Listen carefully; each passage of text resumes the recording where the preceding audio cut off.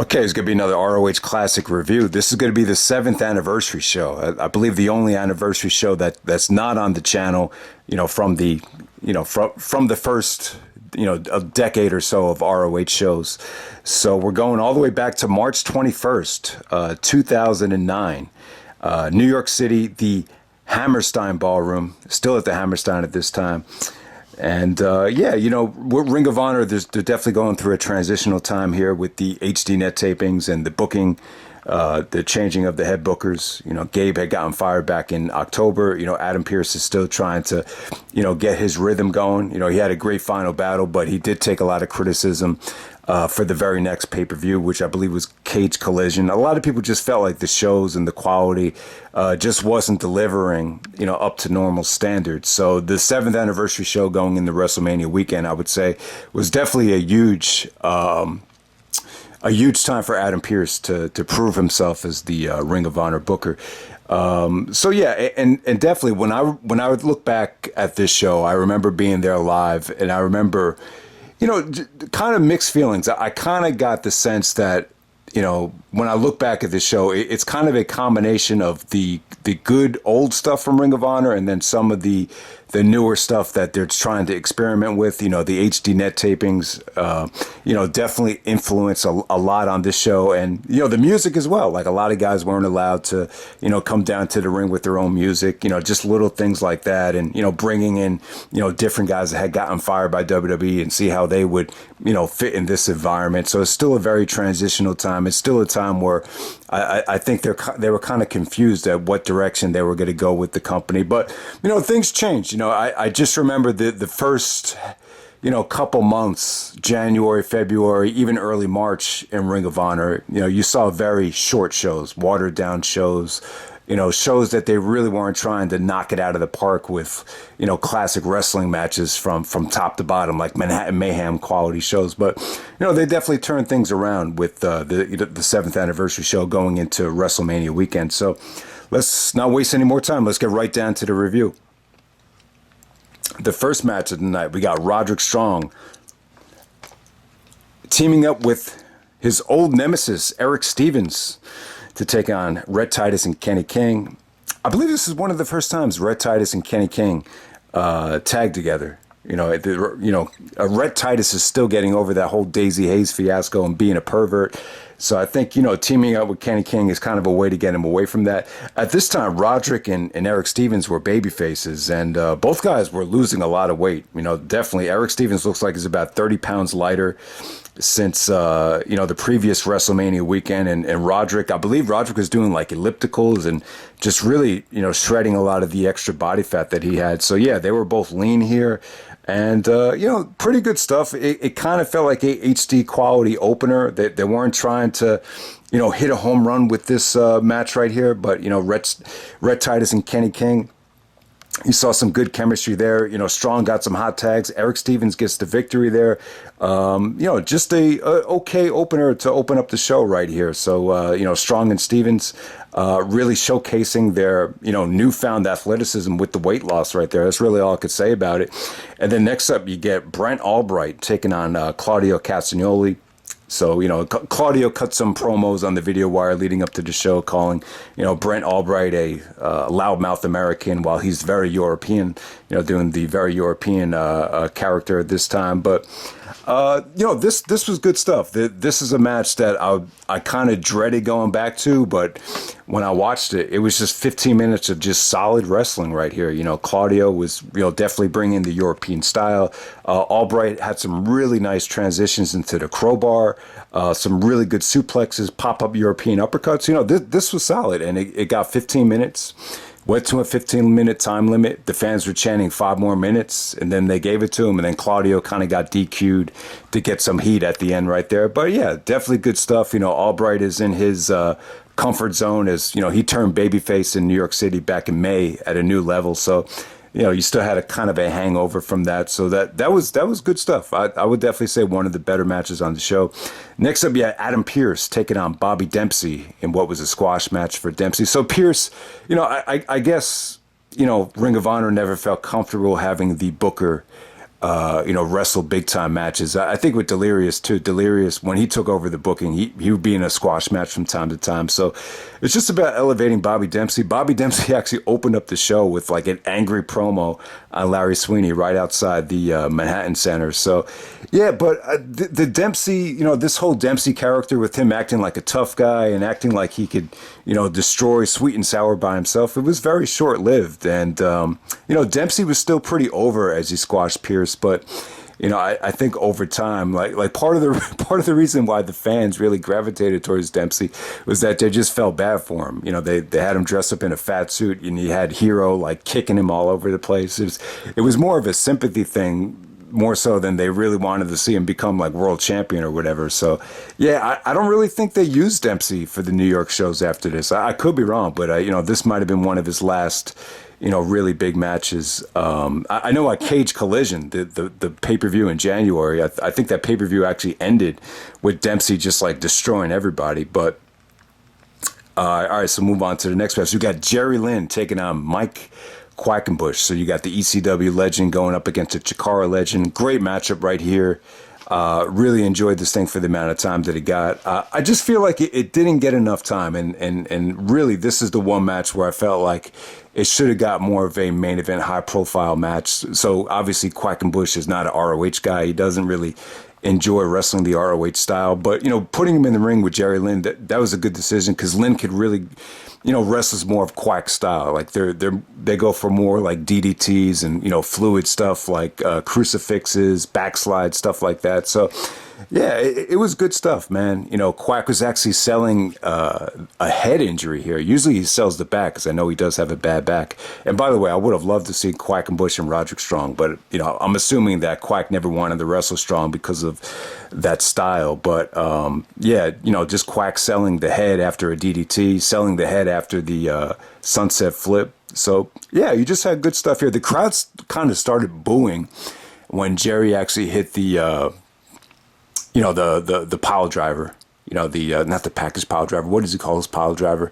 Yeah, Jerry hit like it was like a one-legged pile driver to get the victory there. So he's going to get the title shot of Supercard of Honor against Nigel. So it's understandable, but I just wish these guys had more time. I love Quackenbush, but you really can't find a lot of ROH stuff with him that went over 10 minutes. But, this is the kind of match you could watch like on YouTube.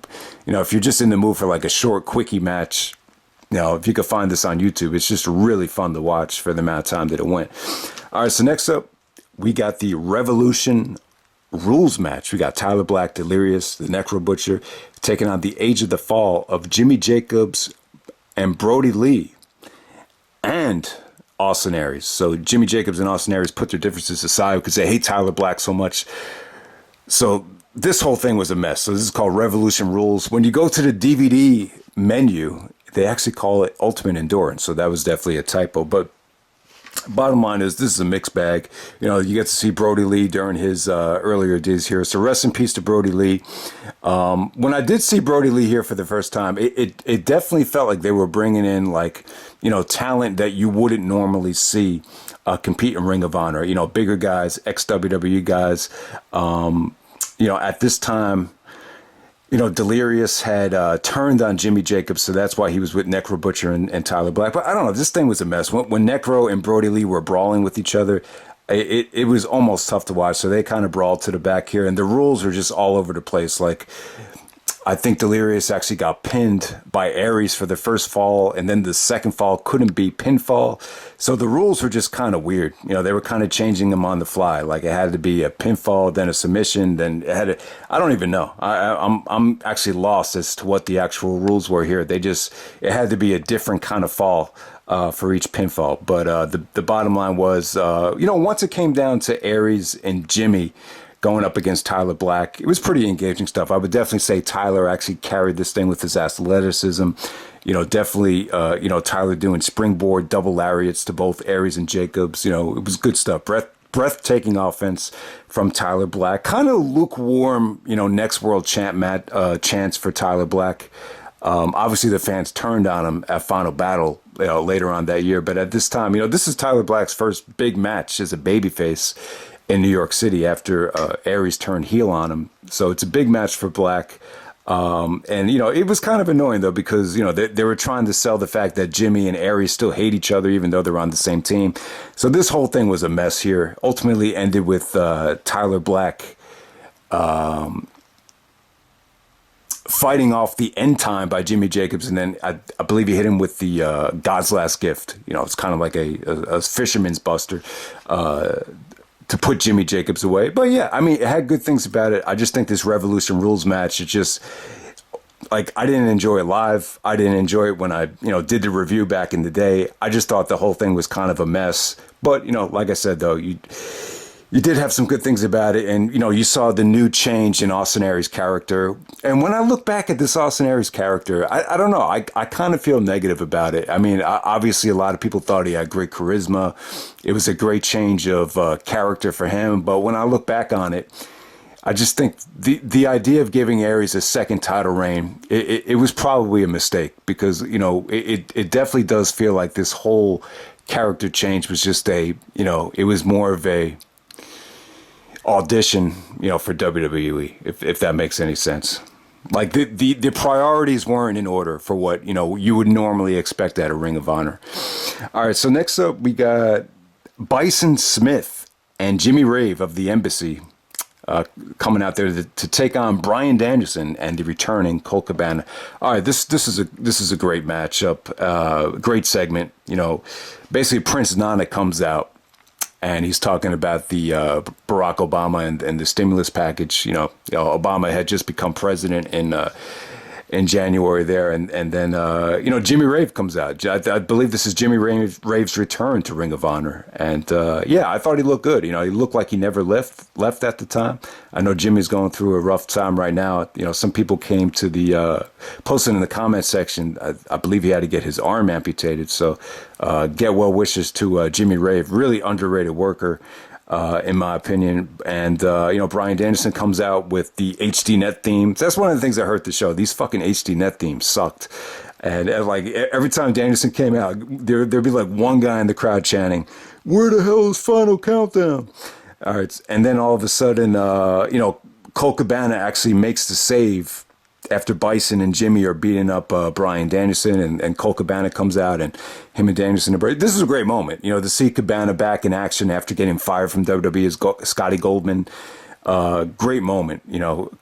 Just the crowd erupted, and yeah, just good. You know, this really wasn't about the match. You know, Bison really looked good here. You know, Bryan Danielson really worked his ass off to make Bison Smith look good. If you don't remember Bison Smith, he almost looks a little bit like Brock Lesnar, bigger guy. You know, Danielson sold his ass off. He actually took a gorilla press into the ropes from Bison Smith. Jimmy didn't really get to show much of what he could do as a wrestler. This is just about, you know, Cabana coming out there and just cleaning house. You know, Danielson did his tope off the top rope into the crowd, but other than that, you know, just a pretty generic match. It was more about the moment of just seeing Colt Cabana and Danielson reunite. You know, Danielson did play the Final Countdown theme after Cabana requested it.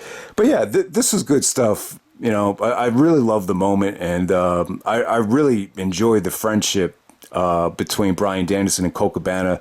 Obviously, in the Wrestling Road Diaries, you know, you got to see how close they were as they filmed the whole documentary together on the road.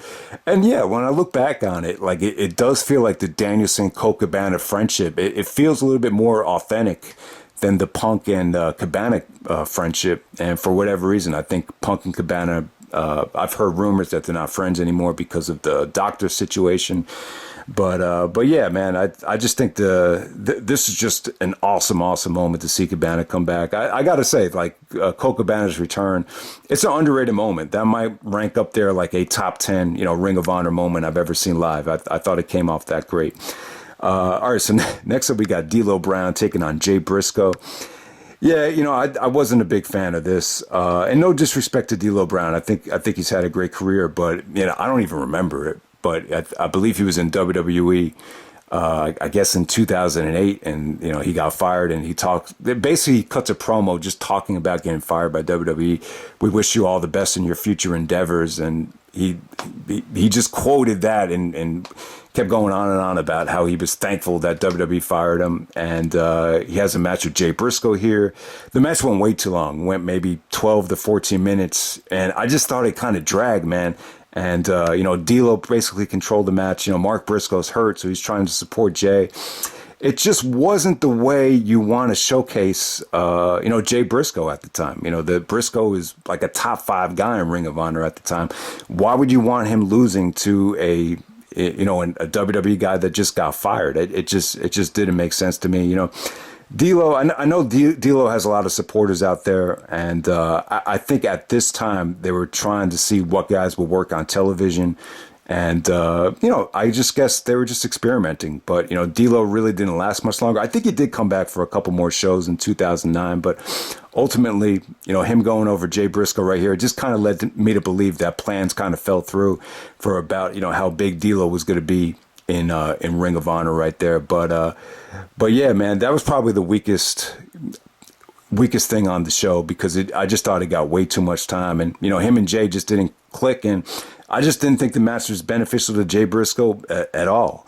So let's move on to the good stuff. And then, so like I said, man, you have a very watered down undercard, but I felt like the 2 main event matches did deliver. So like, it does feel like it's a mix of, the old school and the new school Ring of Honor on this 7th anniversary show. All right. So for the ROH World Tag Team titles, this ended up being a no disqualification match. So we got Kevin Steen and El Generico defending the belts against the American Wolves, Davey Richards and Eddie Edwards. No DQ stipulation here. This is good stuff. I mean, without a doubt, I would say this is this has got to be the best Wolves versus Steen and Generico match. Obviously, I think the Ladder War 2 had a lot more hype behind it, but I just felt like this just came off, shorter, sweeter. It just felt a little bit more natural.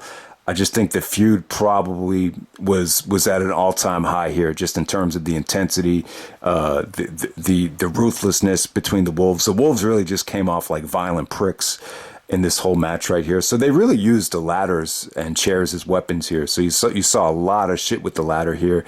Steen is selling a knee injury from a beatdown at the show from Indiana the previous week. So that really played a lot into the match. So Steen's selling the knee injury, but it really didn't affect his performance in the match. Like, he still had a good showing. It didn't really hurt the fluidity and the athleticism in terms of this match. This was amazing stuff because of Generico. Generico was awesome here.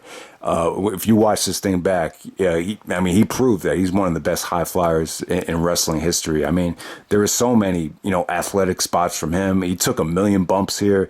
He was just like Superman out there. So if you want to see El Generico at his best in terms of just, being an athlete and really carrying this, I wouldn't say he carried the match by himself, but, he just definitely stood out as, the guy that made this thing the most exciting here. And, the Wolves did some great double team moves. Davey, really hit a lot of vicious, kicks, the great combination kicks with the German suplexes to Generico there. There was some really violent stuff going on here. Steen was just really intense. The match actually ends with Steen doing a sharpshooter to Davey Richards, and Davey actually taps out to the sharpshooter. Kevin Steen's from Montreal. Maybe that's why he, busted out the sharpshooter for the finish. But yeah, great stuff. The fans loved it. I remember watching this live. This was just incredible. The ladder really, the ladder was mainly used as a weapon here. Obviously, it was kind of a foreshadowing of things to come. And the aftermath was pretty cool as well. The aftermath really set up the tables match on HDNet. They did a bulldog through the table, and Kevin took a nasty chair shot from Eddie Edwards. They really did, try to make Eddie look more vicious as a heel. He really needed to do that, going into the Wolves tag team title shot in HDNet. So the Wolves actually win the tag team titles in the tables match in HDNet. I believe that happened, later on that month. But yeah, man, this is great stuff. I think looking back on it, this was definitely the best Wolves versus Steen and Generico match. I know they had a lot of matches, but this is the one that really stands out as probably the best. And then the main event, we have the ROH World Title match. We got Nigel McGuinness taking on KENTA for the ROH World Title. All right, so Nigel had been champion a long ass time up to this point. So he won the belt October 2007, and he's about to lose it at WrestleMania weekend to Jerry Lynn. And I do feel like when you look back at it in retrospect, this was the time to have Kenta win the belt. I really feel like if there's one Ring of Honor title change that I wish could have happened, I think this was it, because, Nigel was going to drop the belt anyway, the very next week. And Kenta was arguably the MVP of 2009. It's definitely, especially if he didn't get hurt in November. I think he would have been Ring of Honor's MVP for 2009. Most people think he was the MVP in all of wrestling in 2009. But there's just a lot to say about this match. I mean, Nigel was... they said he had 2 torn biceps. I don't know if he heard it in the tag match with Kenta the previous night, but he looked pretty nasty. I mean, he was all taped up. He looked like he had lost like 30 pounds, since the start of the reign. He was very, you could really count the abs and the ribs on Nigel's body in this match. For whatever reason, maybe because he couldn't lift weights, he was forced to change his diet. I'm not sure what happened to Nigel. He just definitely looked like a mess. And, I mean, it's funny when you watch this thing, because how many times have you heard a promo from Nigel, talking about, why am I doing this? Maybe I should just go get a real job so I could walk when I'm 50 years old. And you hear promos like that. And then you see matches like this, and you're just like, Nigel, like, what the hell were you thinking? I can't believe you put your body through this. And for him to have a match at this stage, being in that shape with a guy like Kenta, it's like Kenta's like the last opponent you want to be in the ring with for something like this. But yeah, very similar to the Danielson Kenta match from Glory by Honor 592. Scarily similar, where they're both selling real life injuries, and it's a serious gut check just to get through the match. And on top of that, you have the expectation. I think Nigel felt a lot of pressure to live up to that match. It definitely came off like that. And I have to say, man, this match really friggin' holds up. Like, I didn't expect it to be as good as I thought it was. I mean, it just really does hold up. I just forgot how drawn out and how creative and how good this was, considering the Nigel injury. I mean, I just thought it was really amazing. I mean, these are probably my 2 favorite, like, they've never competed in a WWE main roster show. I know Kenta was in NXT, but neither one of these guys ever made it to the main roster. So I would say these are probably my 2 favorite, non-WWE wrestlers of all time. I really would. I mean, I just love both of these guys' work. Like I said, man, that, like, Nigel was just selling his arm off the whole time. Kenta's really kicking at it. There is probably my favorite spot in the match is when Nigel goes for like a springboard lariat while Kenta's laid up on the top rope. Nigel misses, and then Prazak actually says Nigel misses the lariat. Probably beneficial to him for not connecting with the lariat, because considering how much pain he was going to be in. So yeah, I just definitely thought the match had a sense of realism to it. I just thought the creativity with the counters here, with the go to sleep to the lariat to the Tower of London to Kenta's selling of the London Dungeon just came off great. The some of the rope breaks, were kind of predictable. When Kenta did hit the go to sleep. I think the Nigel foot on the rope spot was a little bit predictable, but they kind of made up for it, though. They gave you a lot. Even Nigel hitting his own version of the go to sleep made this match, that much more dramatic. I totally forgot about Nigel hitting his go to sleep. I thought that came off great. And then the ending, we're very drawn out with Kenta selling the arm from the London Dungeon. And then, Nigel realizing Kenta's not going to give up, so he pulls back on it and digs his knee into his back. So, yeah, that finish and that tap out with, Kenta tapping out to that, very dramatic, very well drawn out, great high spots as well. Kenta took a sick Tower of London onto the outside. Also, the guillotine knee shot from Kenta while Nigel's laid up on the steel guardrail. I thought that was an incredible high spot. Nigel could have, cut open his abdomen from that. I mean, that definitely came off great. Yeah, this was a severe gut check, and it's just an example of 2 guys going out there trying to, live up to a classic that already happened between Danielson and Kenta, and really coming close. And, it's a lot closer than I even remembered. So this is a great main event, great double main event. when you watch back this show back, you can really see a lot of the transitional times Ring of Honor was happening. The HDNet, the Adam Pearce taking over the booking, the economy going through a rough time. So all that stuff is evident here. But yeah, I do wish KENTA won the belt here. I think it was a missed opportunity. And I love Jerry Lynn. I do love Jerry Lynn.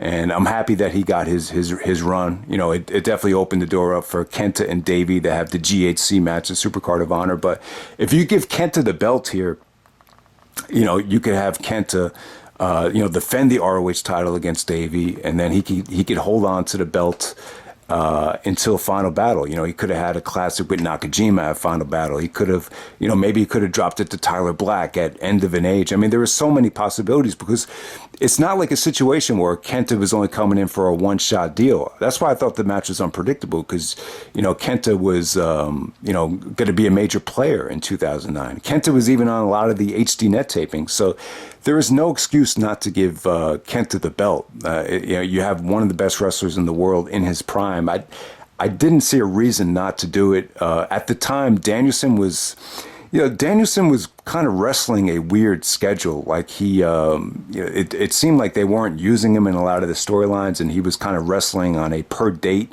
thing. I think, when I look back on it, I think he was trying to keep the door open for Evolve. I really think that's what he wanted. I remember reports that him and Gabe really wanted to, it was their idea to start up Evolve. So maybe that's why Danielson wasn't as involved in the storylines here. But, bottom line was Nigel's reign was coming to an end. You could tell he didn't have anything left. So why not just give it to KENTA? I think that would have been a great time to do it. But, I understand it. Jerry Lynn, still had a lot left in the tank. And it would have been a great storybook ending for Jerry to win that belt at that point in his career. And, the rest is history. But the bottom line is, I've always felt like Ring of Honor, especially at that time, companies still trying to prove it to him. I just don't think Ring of Honor was in a position to afford to do something like that. I just think it was a hell of a risk, and it didn't destroy the company. I don't know. I just thought it probably wouldn't have been the decision Gabe would have. It's definitely not the decision Gabe would have made, but I don't think it was the decision that was right for the company. I really don't. That Jerry Lynn winning the belt, especially when you got KENTA that was willing and able to just step in and have that reign. He probably didn't miss that many shows when you look back at the rest of that year. But yeah, I know people are gonna pick on me about this. We're dwelling on shit that happened over 12 years ago, but it's just such a great company. But all right, if you were able to make it this far, does anyone have any requests for some of the next Ring of Honor Classic reviews? Some of the PWG stuff that some people requested, I just don't have a lot of the more recent stuff. I know PWG is making a comeback next month, but in terms of Ring of Honor stuff, so here's from the stack that I got. I got Supercard of Honor 2, Stalemate, Fifth Year Festival Liverpool, Bitter Friends, Stiffer Enemies, All-Star Extravaganza 4, All-Star Extravaganza 5, All-Star Extravaganza 6, Take No Prisoners 2009 pay-per-view with KENTA once again. And then we got Tag Title Classic 2, Undeniable, A Fight at the Roxbury, Manhattan Mayhem 2, Manhattan Mayhem 3, which is actually the next Hammerstein show, and double feature, Double feature 2, which actually features Tag Title Classic 1. So I know someone requested the Tag Title Classic shows. The first one was actually on Double Feature 2, and then Tag Title Classic 2 is by itself. So that's just the next stack that I actually picked out. But if anyone has any other shows that they want reviewed that you want to request, then definitely feel free. But yeah, that's the 7th anniversary show. Man, I really dwelled on that KENTA title change thing. But yeah, man, Jerry Lynn winning the belt at Supercard of Honor, that was still a great moment. His reign was not that bad. It only lasted like 3 months. He dropped it to Austin Aries. But, the whole Jerry Lynn, Austin Aries, both of those reigns, When I look back on it, I don't think I would have done either one. I think the right call would have been let Kenta have his title reign, let him have the classic with Nakajima, and then maybe drop it to Tyler Black. I know they had the match at End of an Age. Either drop it to him at End of an Age or maybe even Final Battle or whatever. But yeah, Nigel and Kenta, classic match. Don't sleep on it. Underrated stuff. I feel like it's even underrated because of how a lot of people probably gonna compare it to the Danielson match and act like the Danielson match was that much better, which it is, but it's really not as far behind as you would think. So yeah, definitely check out the 7th anniversary show, and I'm out. All right.